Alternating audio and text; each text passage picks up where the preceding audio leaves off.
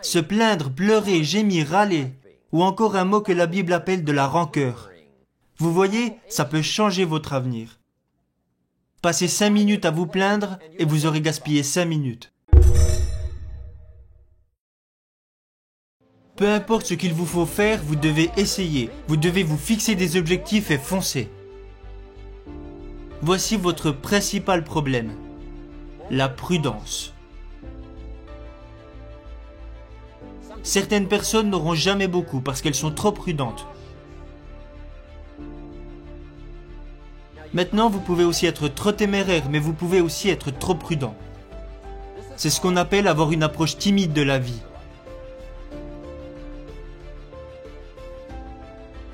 La prudence a toujours été le plus grand des risques. Ne pas prendre de risques m'a parfois conduit droit dans le mur.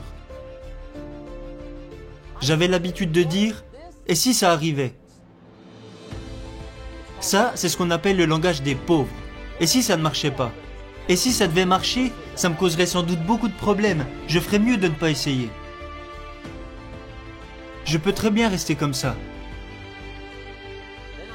Ce qui a changé ma vie, c'est que je me suis rendu compte un jour que tout est risqué. À la minute où vous êtes né, votre vie est devenue risquée. Si vous pensez qu'essayer est risqué, attendez qu'on vous donne la facture pour ne pas avoir essayé. Si vous pensez qu'investir est risqué, attendez de voir l'addition pour ne pas avoir investi. Tout est risqué. Se marier, c'est risqué. Avoir des enfants, c'est risqué. Se lancer dans les affaires, c'est risqué. Investir son argent, c'est risqué. Tout est risqué. Je vais vous dire à quel point la vie est risquée. Personne n'en sortira vivant. C'est risqué. Les Anglais disent « si les choses doivent arriver, alors elles arriveront ». C'est pour ça qu'il faut essayer. Quelqu'un dira peut-être « ouais, mais moi je recherche la sécurité ». Très bien, alors blottissez-vous dans un coin, on vous couvrira d'un drap, on vous apportera 3 repas par jour et on vous protégera. On vous nourrira et on s'occupera de vous. Et on prendra soin de vous. On ne laissera rien vous arriver et vous vivrez probablement jusqu'à 100 ans.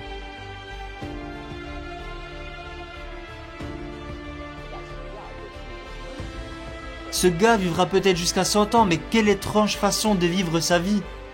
Alors, ne cherchez pas la sécurité. Cherchez plutôt l'aventure.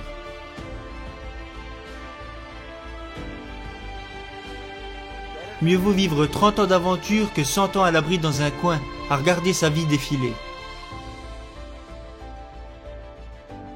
Ce n'est pas important de savoir combien de temps on vit, ce qui est important c'est comment on vit. Un autre point que j'aimerais aborder et qui concerne beaucoup de gens est le pessimisme. Le pessimisme, cette maladie mortelle qui consiste à toujours regarder les choses du mauvais côté, du côté des problèmes, le côté difficile, en cherchant à valider toutes les raisons pour lesquelles on ne peut pas réussir.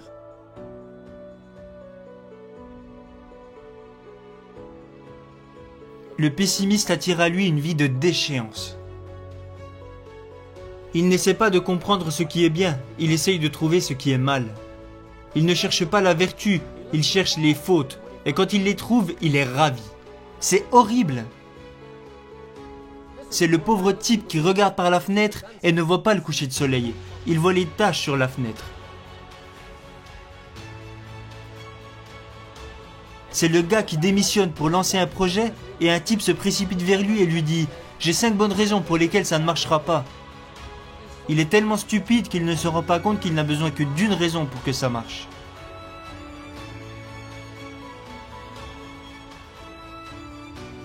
Pour le pessimiste, le verre est toujours à moitié vide.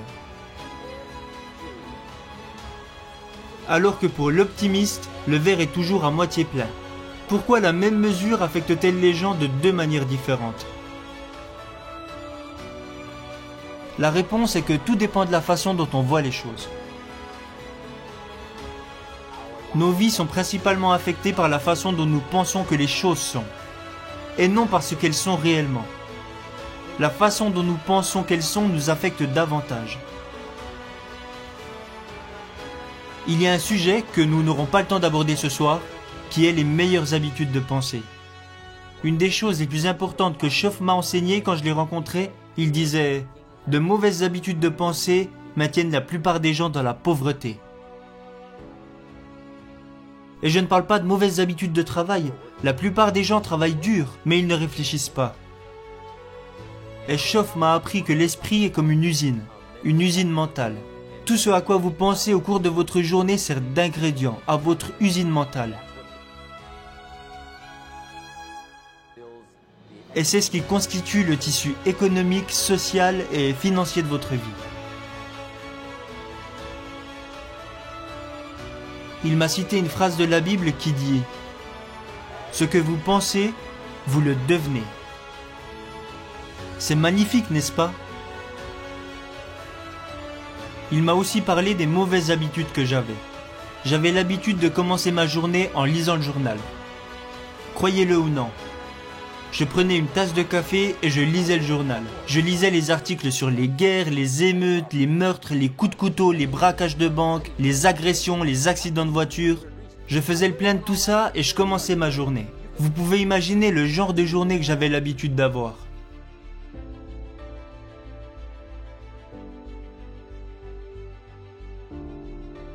Le type qui vous dit « Je veux devenir un grand dirigeant ». Magnifique. La première chose à faire, c'est de le suivre chez lui.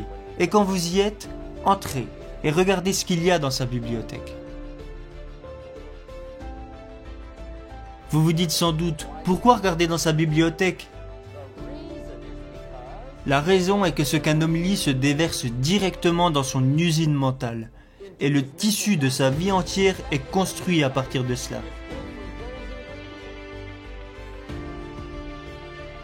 Vous ne croiriez pas à ce que certaines personnes lisent lorsqu'elles sont chez elles.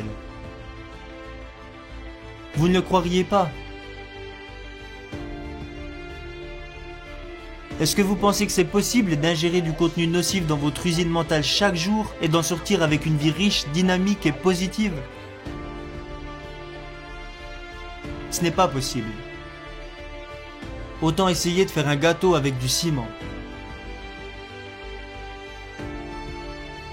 Des lycéens d'une école dans le Connecticut m'ont un jour posé une question. Je parle souvent aux enfants. Les enfants posent parfois d'excellentes questions. L'un d'eux m'a demandé « Monsieur Ron, comment se construire une bonne vie ?» J'ai répondu « C'est simple !» Ce n'est pas facile. Mais c'est simple. Voilà comment il faut procéder. Choisissez de bons ingrédients et éliminez les mauvais ingrédients. Et tout ça commence par vos pensées. Tout commence par vos pensées, alors vous devez être sage et faire très attention à ce que vous pensez, parce que c'est le point de départ d'absolument tout. Vous devez être sage et attentif. J'ai demandé aux enfants, que se passerait-il si quelqu'un mettait du sucre dans mon café? Ils m'ont répondu, pas grand-chose. J'ai ensuite demandé, que se passerait-il si quelqu'un mettait de la strychnine dans mon café? Ils m'ont répondu, ça vous tuerait. Et c'est vrai. Alors, leçon numéro 1. La vie contient à la fois du sucre et de la strychnine. Vous devez être attentif. Je leur ai demandé, que se passerait-il si c'était mon pire ennemi qui mettait du sucre dans mon café? Ils m'ont dit, rien du tout. Et si c'était mon meilleur ami, même par accident, qui mettait de la strychnine dans mon café? Ils m'ont dit, ça vous tuerait. Exactement. Alors, leçon numéro 2. Surveillez votre café.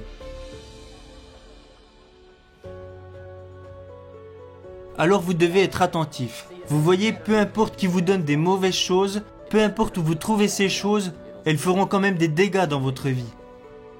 Peu importe où vous les obtenez.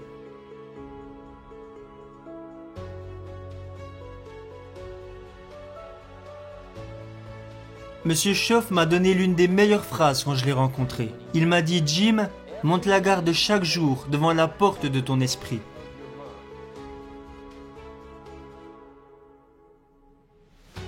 C'est important. Montez la garde chaque jour devant la porte de votre esprit. Parce que c'est vous qui décidez ce qui peut rentrer à l'intérieur. Ne laissez jamais personne déverser quoi que ce soit dans votre usine mentale. Parce que c'est vous seul qui devez en assumer les conséquences. Ok, voici le dernier point que j'aimerais aborder. Accrochez-vous, on a presque fini. Le dernier sujet est très bref. Le dernier point peut être mortel. Éloignez-vous de celui-ci. Si vous vous y approchez ne serait-ce qu'un peu, vous pourriez compromettre votre avenir. Se plaindre, pleurer, gémir, râler, ou encore un mot que la Bible appelle de la rancœur. Vous voyez, ça peut changer votre avenir. Passez 5 minutes à vous plaindre et vous aurez gaspillé 5 minutes. Ça vous entraînera sûrement dans un désert financier et vous resterez là à vous étouffer avec la poussière de vos propres regrets. J'espère que je me suis bien exprimé pour que vous n'oubliez jamais que c'est une maladie mortelle. Si vous pensez que ce n'est pas grave, demandez aux enfants d'Israël de l'Ancien Testament. On retrouve leur histoire dans les livres. L'histoire dit que les enfants d'Israël étaient des esclaves. Dieu a accompli une série de miracles incroyables et les a sortis de là. Et puis, ils se sont dirigés vers la terre promise. Vous vous souvenez de l'histoire? Ils se sont dirigés vers la terre promise.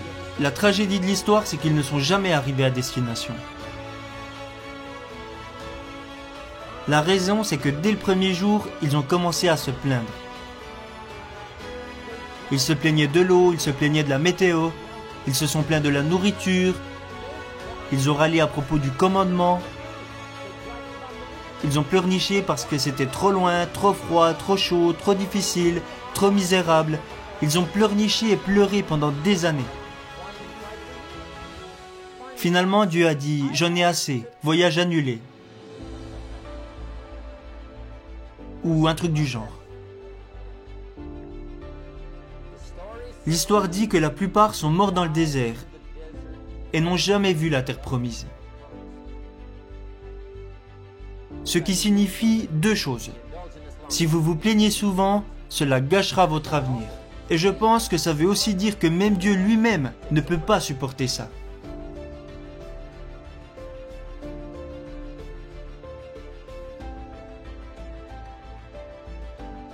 Soyez juste attentifs aux choses qui peuvent détruire tout le bien que vous avez construit.